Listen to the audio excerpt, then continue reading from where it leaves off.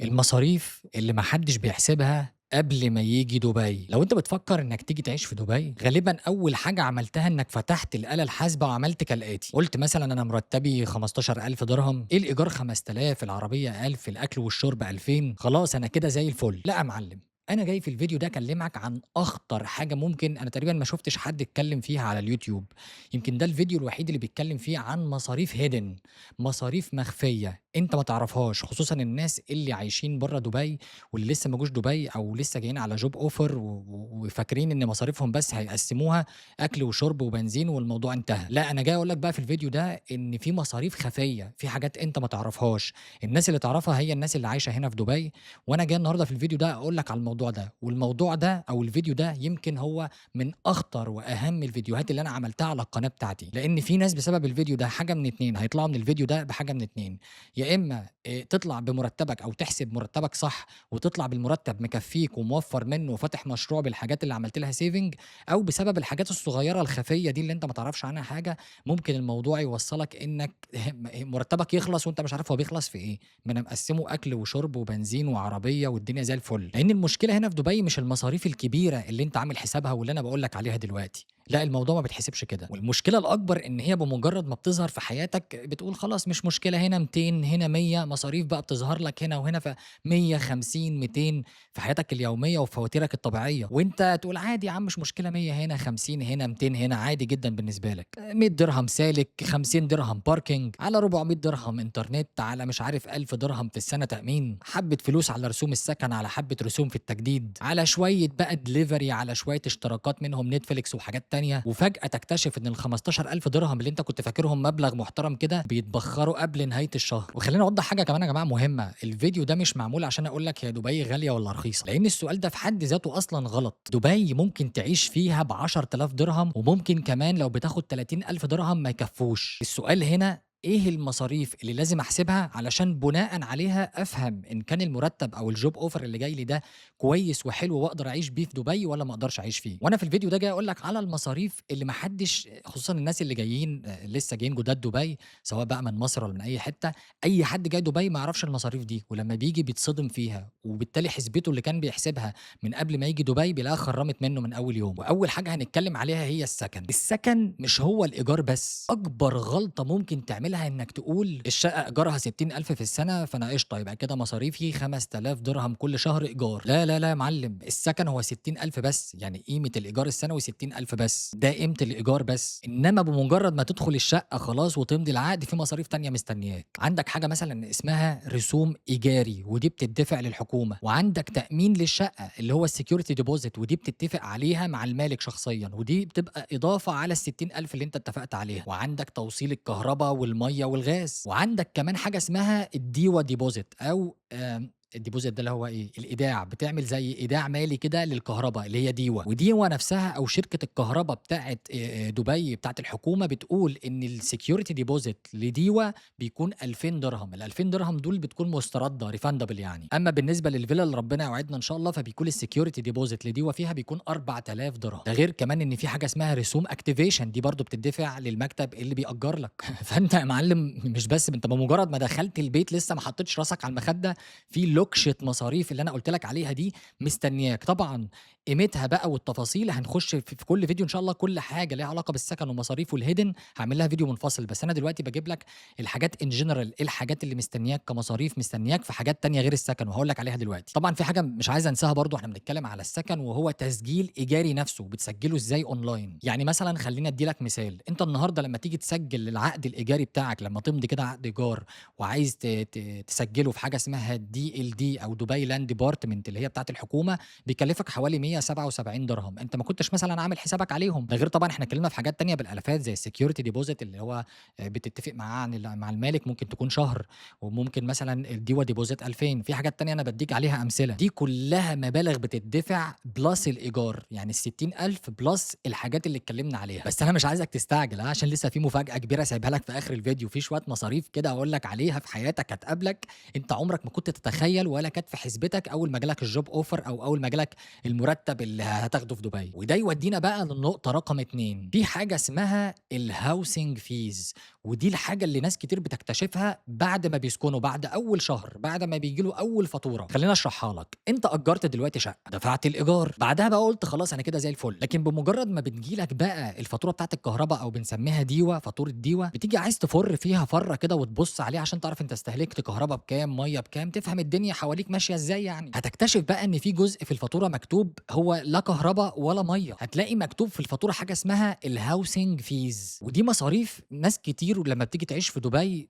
ما بتبقاش حاسباها في تكلفة معيشتها، لأنها ما بتكونش عارفاها أصلًا. فمثلًا خلّينا نقول إن فاتورة ديوة جات لك ب500 درهم، هتلاقي مثلًا منها 200 درهم مَيّة، 300 درهم مثلًا كهربا، هتلاقي في حوالي 100، 150 درهم كمان حاجة اسمها الhousing fees دي أنت ما كنتش حاسبها، فاهم؟ خُد بالك أنا مش عايزك تستقل بحتّة لمّا باقول لك 177 درهم رسوم مثلًا تسجيل عقد الإيجار في إيجاري أونلاين أو في الDLD، وبعد كده دلوقتي باقول لك الhousing fees بحوالي 100، 150 على فاتورة الديوة كل شهر. خُد بالك ال100 وال150 وال200 والحاجات اللي بنتكلّم فيها دي تبان من برّه إن هي مبالغ صغيّرة، لكن التجميعة على آخر الفيديو هتكتشف إنّك داخل لك في ال3، 4000 درهم مصاريف حاجات صغيّرة، فأنا عايزك تركّز معايا لحد آخر الفيديو، وما تستهونش بالمبالغ اللي أنا باقول لك عليها. كده إحنا خلّصنا الhousing fees اللي أنا كنت باتكلّم عليها اللي هي النقطة رقم 2. والله العظيم يا جماعة ما هتصدّقوا، إحنا في شهر 8 دلوقتي طبعًا الدنيا نار، أنا علشان آخُد الإضاءة من البلكونة، فأنا قاعد جنب البلكونة، التكييف شغّال ومتسلّط عليّا والإضاءة علشان تيجي لي هنا لازم أكون لازق في البلكونة، فمدخّل عليّا صهد، عمّال باعرق وأنا باصوّر، أنا مش عارف أروح فين، يعني التكييف تقريبًا شِبه مش عارف ما بيعملش حاجة في شهر 8 تقريبًا. المهم نرجع لموضوعنا ونروح للنقطة رقم 3 وهو التكييف، وهي دي أهم تفصيلة أصلًا في الموضوع كُلّه، مع إن أنا لسه كنت باشتكي لكم منه أهو، إحنا في شهر 8 والدنيا حَر، فالتكييف دي أهم تفصيلة أنا هاتكلّم عليها دلوقتي. والنقطة بقى دي بالذات أكتر حاجة أتمنى إن الناس تسأل عليها قبل ما تسكن، لإن دي نقطة خطيرة جدًا، جدًا هتكلّفك والله آلافات. في سؤال لازم تسأله دايمًا للمالك اللي هتأجّر منّه قبل ما تأجّر الشقة، تقول له الchiller free والّا مش free؟ أو هل الchiller داخل في الإيجار اللي أنت قُلت عليه اللي هو ال60.000 والّا مش داخل في الإيجار؟ لإن عندنا حاجة اسمها chiller free أو chiller مش free وهاشرح لك الموضوع دلوقتي. الموضوع ببساطة ممكن شقتين في نفس الشارع ده فيه شقتين، الشقتين زي بعض بالضبط، لكن شقة منهم chiller free أو الchiller مجاني، وفي شقة تانية الchiller مش free، يعني متعاقدين مع شركة كهربا. والموضوع ببساطة إن الشقة كهربتها بتتقسم ل2، جزء بيكون للكهربا العادية استهلاكك اللي هو النور بتاعك، الكهربا بتاعة البيت العادية، والجزء التاني بينقسم للتكييف، يبقى بيبقى في فاتورة للتكييف منفصلة. ده نوع الشقق اللي بيكون فيها الchiller مش free، الchiller بيكون ليه حسبة منفصلة عن كهربة البيت. فخلّينا نقول مثلًا إن جات لك فاتورة الكهربا بتاعتك الديوة العادية بتاعة استهلاكك للكهربا والنور والغسالة غسالة الأطباق، عامةً الكهربا العادية من غير التكييف جات لك 500 درهم، هتبُص هتلاقي التكييف جاي لك ليه فاتورة منفصلة لوحده ب700، 800 درهم، تلاقي نفسك دافع لك 1500 درهم تكييف باستهلاك كهربا لحاجات تانية. لكن الشقق اللي بتكون chiller free أو بيكون الchiller داخل من ضمن إيجار الشقة أو من ضمن الشقة نفسها، ده معناه إن أنت بتتعامل مع الحكومة direct، يعني ما فيش شركة خصّصت المنطقة أو اشترت نظام توصيل التكييف في العمارة اللي أنت بتأجّر منها، فبالتالي هتبُص هتلاقي فاتورة الديوة بتاعتك جاية شاملة الكهربا بما فيها التكييف، وهتلاقيها شاملة بقى المَيّة والحاجات دي كلّها في فاتورة واحدة، وبتكون أرخص بكتير. يعني مثلًا خلّينا نقارن لو فاتورة لشقة chiller free هتبُص هتلاقي الفاتورة مثلًا وصلت 600، 700 درهم في الصيف. خلّينا نقول اللي في الشقق الكبيرة اللي هو غرفتين وصالة وفيما فوق ممكن توصل ل1000، 1200 في الصيف مثلًا. إنما اللي مش chiller free أو اللي شارياها شركات تانية على حد علمي يعني، هتبُص هتلاقيك دافع لك 500، 600 درهم للكهربا العادية، عليها 1000 درهم كمان والّا 1200 درهم للتكييف، هتلاقيك دخلت لك في ال1600، 1700 درهم في الصيف كهربا وتكييف. فلازم برضه دي نقطة مهمة أوي لازم تسأل فيها قبل ما تأجّر أي شقة، أي شقة في دبي، دي من أهم النقط اللي هتوفّر عليك آلافات، أنت فاهم؟ فعشان نراجع معاك النقطة دي لأهميتها، في شوية أسئلة لازم تسألها للowner خلّيني أقولهم لك في الفيديو كده وارجع لهم عادي اكتبهم، لمّا تيجي تتكلم مع الowner وأنت بتأجّر، اسأله الأسئلة اللي هاقول لك عليها دلوقتي. أول سؤال تسأله له قُل له هي الشقة دي chiller free والّا مش chiller free؟ تاني سؤال هتسأله له لو الشقة مش chiller free مين الشركة اللي باتعامل معاها في موضوع الchiller؟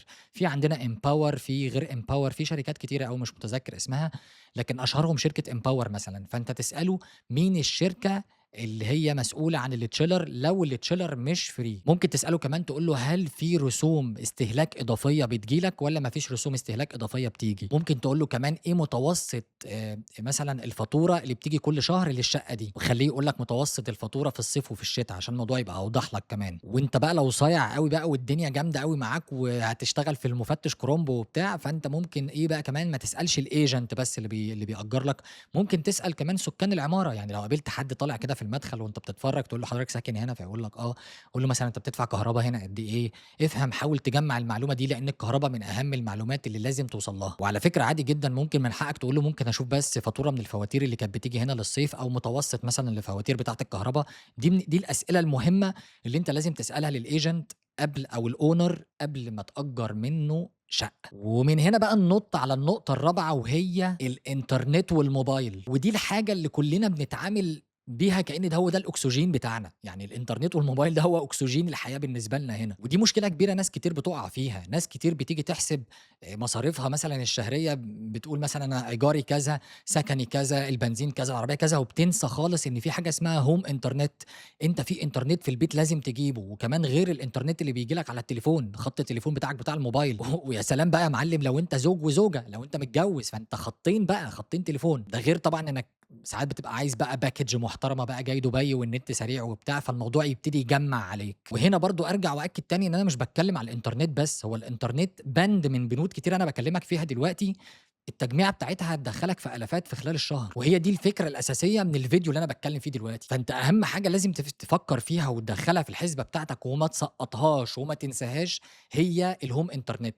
اختار الpackage المناسبة ليك، ما تاخدش حاجة زيادة عن اللزوم أنت مش محتاجها. اختار package مناسبة لاستهلاكك وما تبقاش كده إيه، ما تفتحش صدرك أوي للميزانية، عشان هنا ممكن الإنترنت يوصل معاك ل600 و700 درهم.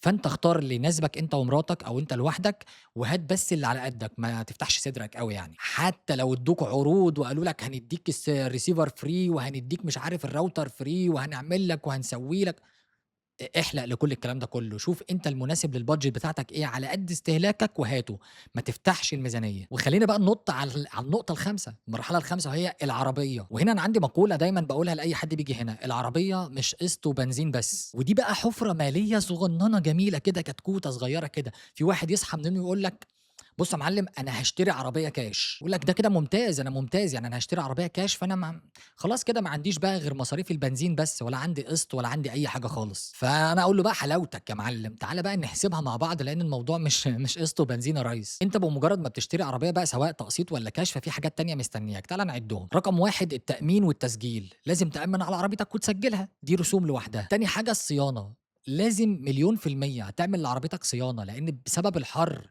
في الصيف وبسبب العواصف والأتربة، حاجات كتير جدًا كل سنة لازم مش حاجات كتير جدًا، بلاش أأفور لك الموضوع، لكن أكيد في حاجات هتبوظ في العربية بسبب الظروف الجوية اللي إحنا فيها هنا. وده يودينا لرقم 3 وهو الكاوتش. يا جماعة الكاوتش في كاوتشات لو هي مش براند محترمة وحاجة نضيفة هيسيح في الصيف يعني، أو مش هيسيح بمعنى هيسيح، يعني بسبب حرارة الأسفلت وإنك بتركنها على الأسفلت طبعًا فترة طويلة والكلام ده كله تحت الشمس، فطبيعي جدًا ده الكاوتش يتأثّر.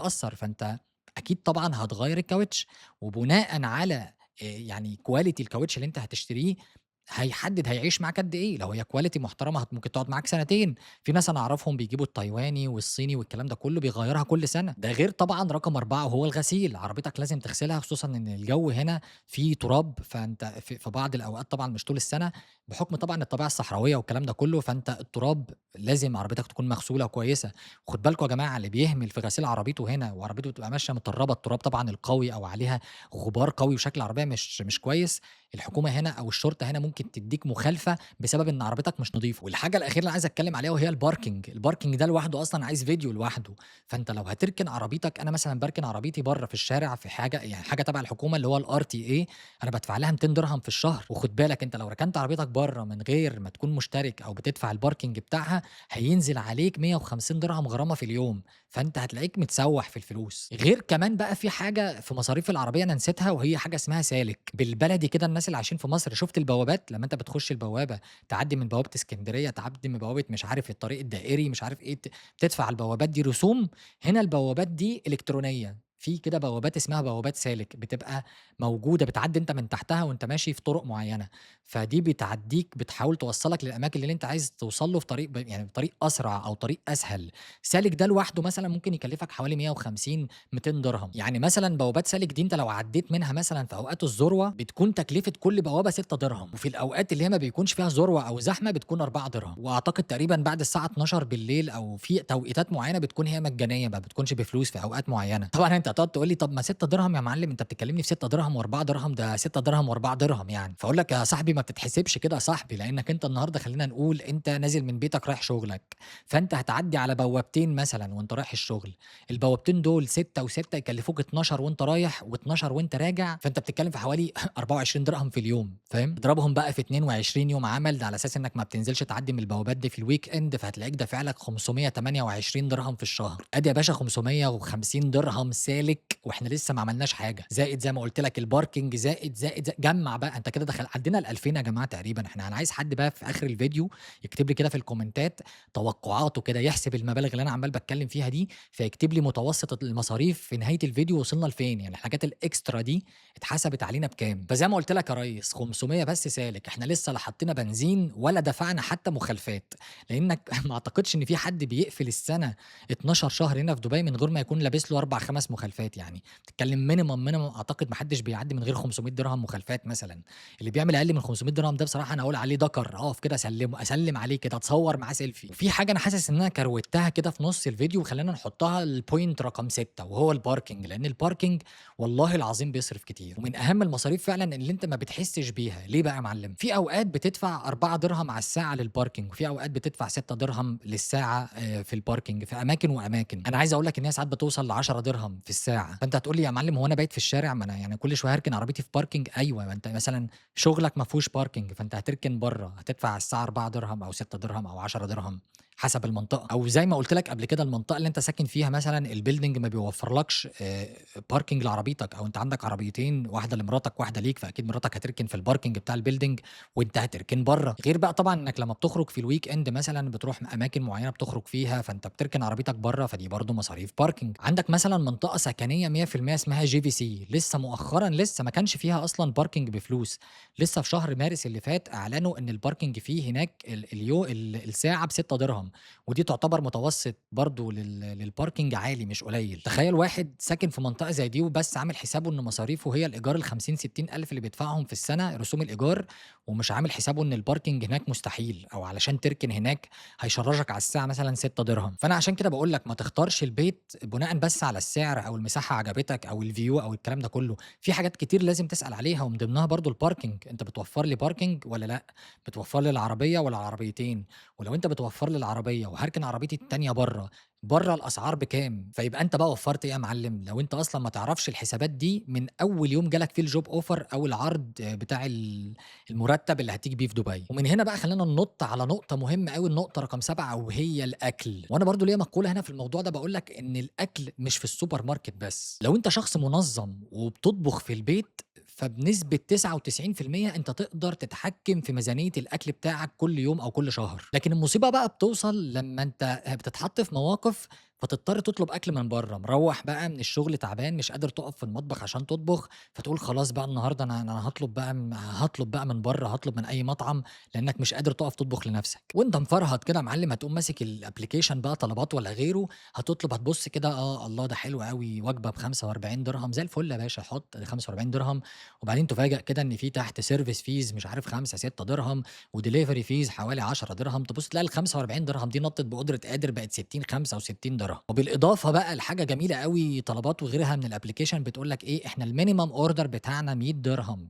فأنت بيجبرك إنك علشان تاخد الdelivery for free إنك تنُط من 60، 65 درهم ل100 درهم والّا 120 درهم عشان تاخد الdelivery free، وتفضل تحط حاجات في الباسكت أنت ممكن تكون محتاجها كمان شهرين 3 أو يمكن أصلًا أنت ما تحتاجهاش، بس مضطر إنك تاخدها عشان تحطها عشان تاخد الdelivery for free، وهي دي التركاية اللي بيلعب عليها معظم شركات الdelivery بتاعة بتاعة الأكل. الموضوع بقى يتكرر يا معلم في خلال الأسبوع مرة، مرتين، 3 مرات، هوب تلاقي في آخر الشهر لابس في ميزانية وقدرها، بسبب إنك بقى خلاص بطّلت إنك تطبخ في البيت، وبسبب ظروف شغلك والحياة اللي أنت عايشها والضغط بدأت تطلب من برّه وتستسلم لapplications الdelivery. وخُد بالك برضه دبي فيها تركاية. بُص، دبي معمولة بطريقة اللي هي تخلّيك تقدر أو تقنعك إنك تقدر تشتري الراحة في ثانيتين. عايز أكل يوصل، قهوة توصل، حاجة من السوبر ماركت بقالة يعني توصل، غسيل عربية ييجي لك يغسل لك تحت البيت، حلاق ييجي لك ما فيش مشكلة، يا راجل لدرجة البنزين في application اسمه كافو بييجي يفوّل لك العربية تحت البيت. أنت متخيل؟ أي حاجة أنت ممكن تتخيلها عايزها تيجي لك لحد باب البيت من غير ما تنزل وتتعب فيها،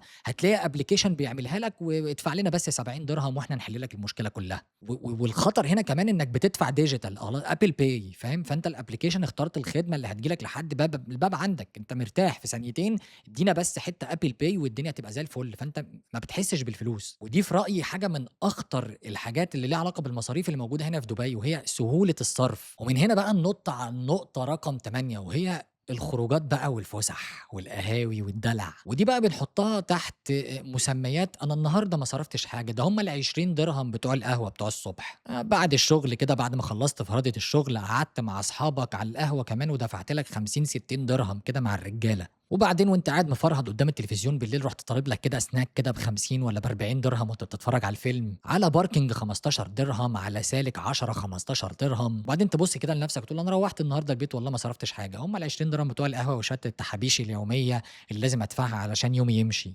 حضرتك صارف لك 160 درهم في اليوم وأنت مش حاسس، يعني اضربهم بقى في ال30 يوم فدخلت لك في ال2500 درهم باين، ده من غير ما تكون صرفت مثلًا أو اشتريت حاجة كبيرة مثلًا أنت محتاجها في البيت. وده بقى بيورّي لك الفرق ما بين واحد مرتبه 15,000 في الشهر والّا حتى يا سيدي 5000 درهم في الشهر وبيوفّر منه، وواحد تاني مرتبه 30، 40 ألف في الشهر وبييجي عليهم 25 معهوش فلوس أصلًا يصرفها، أنت فاهم؟ وده بقى يخلّينا ننُط لنقطة مهمة هنتكلم فيها، وهي التأمين الصحي. في واحد فزلوكة كده هيقول لي بس اثبت يا اسطى عندك يا اسطى، التأمين الصحي ده بتدفعه الشركة اللي ماضية معاك العقد أو اللي أنت بتشتغل فيها، بيعملوا لك التأمين الصحي، فأنت ما بتدفعش فيه ولا مليم. أنا معاك ما فيش مشكلة، عارف إن التأمين بيغطي لك التأمين الصحي، بس هل بيغطي التأمين الصحي بتاع ولادك ومراتك والّا لأ؟ ده سؤال لازم تسأله برضه قبل ما تيجي هنا. تاني حاجة بقى يا معلم، نوع التأمين ده بيغطي الdental السنان كمان والoptical بتاع النظر والسنان والّا ما بيغطيش؟ طب بيغطي الأدوية؟ ولو بيغطي الأدوية بيغطي بنسبة قد إيه؟ يعني هادفع قد إيه نسبة من قيمة الأدوية اللي بتتصرف لي؟ طب إيه المستشفيات اللي موجودة عندك في الnetwork؟ ما ممكن تكون مستشفيات تعبانة، ولمّا المستشفيات تكون تعبانة فتضطر إنك تروح مستشفيات أعلى منها فتدفع فلوس زيادة. يعني ما تبُصّش للbasic salary كام، أنت فاهمني؟ ممكن لو مراتك بقت حامل وهتولد ممكن تأمينك ما يكونش شامل مصاريف الولادة مثلًا، فلازم تعرف إيه مستوى الinsurance أو الmedical insurance اللي بييجي لك، لازم تعرف أنت في أي tier في أي level في الinsurance، لإن الbenefits من شركة للتانية مختلفة، فأنت لازم تفهم أنت في أي حتة. وخلّينا بقى ننُط من نقطة التأمين ونروح لنقطة والله من أهم النقط، في ناس هنا بتبيع هدومها بسبب الموضوع ده، وهي المدارس. فلو أنت راجل single عدّي النقطة دي، لو أنت مش single كمّلها معايا، والّا أقول لك لو أنت single برضه كمّلها، علشان أنت أكيد هتتجوّز في يوم من الأيام، فتبقى عامل حسابك أنت هتدفع كام في المدارس. والمدارس من وجهة نظري هي أصلًا بند ما ينفعش إنك تنفّض له، لإن ممكن بسبب المدارس أنت تغيّر وجهتك خالص، ممكن ما تجيش دبي لو هي مش مناسبة ليك كمرتب جالك أو offer جالك. ومصاريف المدارس هنا مش بس المصاريف اللي بتقول لك عليها المدرسة اللي أنت بتدفعها، اللي هي يقول لك مثلًا إحنا بناخد منك 40,000 في السنة والّا بناخد منك 30,000 والّا 50,000 في السنة، مش هي دي الرسوم بس بتاعة المدارس، في حاجات تانية معمول لها hidden أنت ما شُفتهاش وما قالولكش عليها دلوقتي. أدّيك مثال مثلًا، عندك اليونيفورم بيحاسبوك عليه والّا لأ؟ الكتب بيحاسبوك عليها والّا لأ؟ الtransportation أنت مش هتشترك في باص المدرسة والّا هتودّيها وتجيبها؟ الactivities النشاطات اللي بيعملوها في المدرسة بيطلبوا منك دايمًا fees تدفعها 500، 300، 200 مع كل activity. الtrips اللي بيطلّعوا فيها الأطفال بيودّيهم حديقة الحيوان، حديقة الفسطاط، الله أعلم الحدايق اللي بيودّيها لهم الactivities اللي بيعملوها برّه. في حاجات برضه بيعملوها زي الcamp، بيعمل لك مثلًا summer camp، مش عارف winter camp، camps بقى بيعملوها وبيحاسبوك عليها برضه. أنا عايز أقول لك إن يعني الحاجات دي ما ينفعش تعملها ignore ليه بقى؟ لإن ممكن transportation لوحده بيتراوح من 8000 ل15,000 ده بالإضافة لرسوم المدرسة اللي هي السنوية، وده بيورّيك إن في ارتباط كامل ما بين المكان اللي أنت عايش فيه أو البيت اللي بتأجّره وما بين المدرسة اللي أنت هتقدّم فيها لابنك أو لبنتك، لازم يكون برضه تكون قريّبة بحدٍ ما لحدٍ ما جنب بيتك يعني مش بعيدة أوي. لكن أحلى حاجة في موضوع المدارس ده إن في web site تابع للحكومة هو الKHDA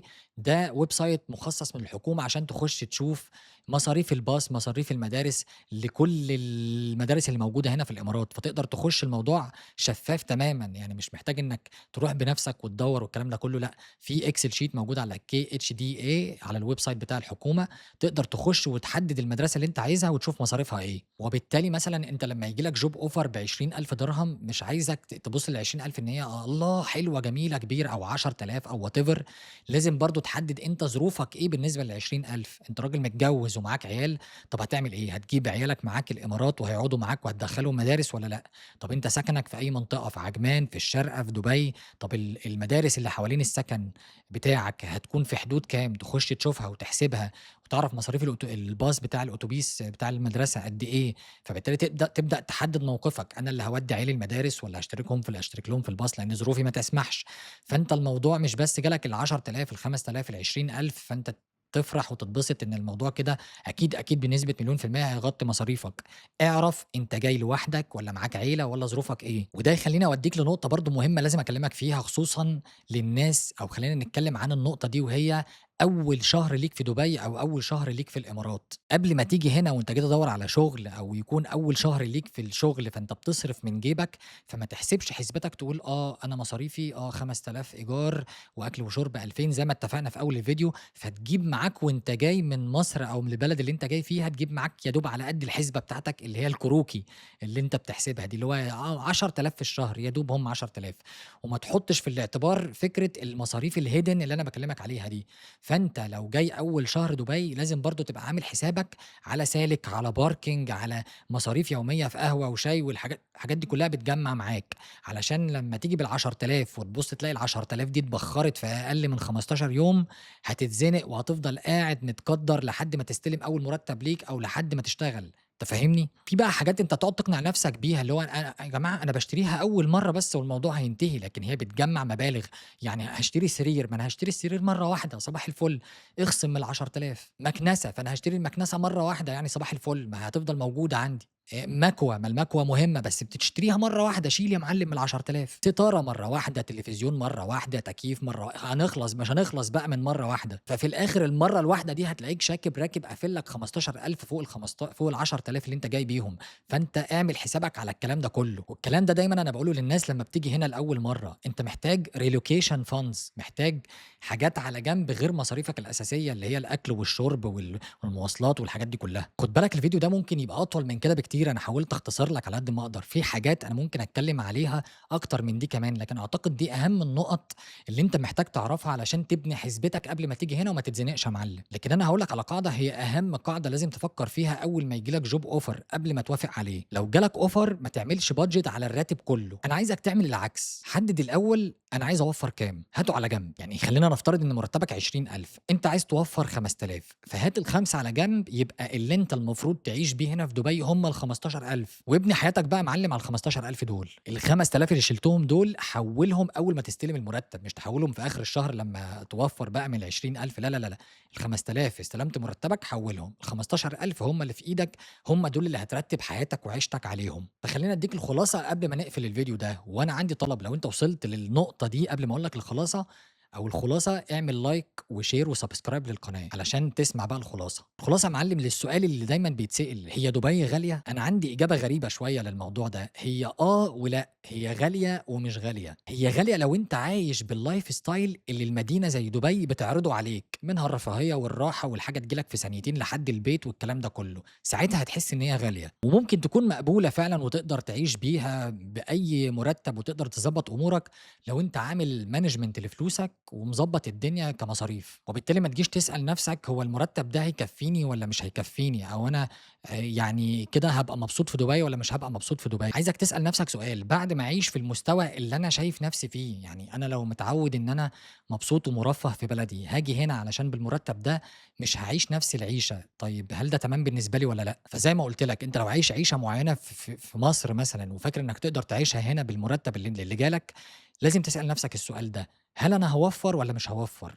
ولو كانت إجابتك إنّك مش هتوفّر وإنّك هتطلع في نهاية كل شهر بصفر، يبقى ما تجيش يا معلم. ولو أنت عايش في دبي بالفعل وبتشوف الفيديو ده، فأنا عايزك تكتب لي في الكومنتات الحاجات اللي هاطلبها منّك دلوقتي. إيه أكتر المصاريف اللي أنت اتفاجئت بيها في دبي لمّا جيت وما كنتش عامل حسابك عليها؟ وأنا متأكد أقسم بالله إن الكومنتات هتطلّع لي مصاريف أنا أصلًا ما قُلتهاش في الفيديو ده. ولو عايزين نعمل فيديو تاني أو جزء تاني من السلسلة دي وأقول لكم مثلًا إيه تكلفة المعيشة في 2026 في دبي، لو أنت single، لو أنت عيلة، أو لو معاك أطفال، اكتب لي تحت في الكومنتات. وطبعًا ما تنساش تعمل سبسكرايب ولايك للفيديو علشان يوصل لأكتر حد يستفيد من الفيديو والناس ما تجيش هنا تتصدم.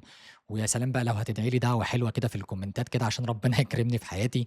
وما تنساش كمان تعمل لي فولو على انستجرام وتيك توك، هاحط لكم اللينكس بتاعة الأكونت السوشيال ميديا أكونتس بتاعتي في الديسكربشن بتاع الفيديو. وإن شاء الله بقى ما اغيبش كتير عليكم واعمل لكم فيديوهات كتيرة كل أسبوع، إن شاء الله كل أسبوع هانزّل على الأقل فيديو وارجع تاني لليوتيوب. فدعواتكم كده إن إحنا نستمر في السلسلة دي لو أنتم بتستفيدوا منها.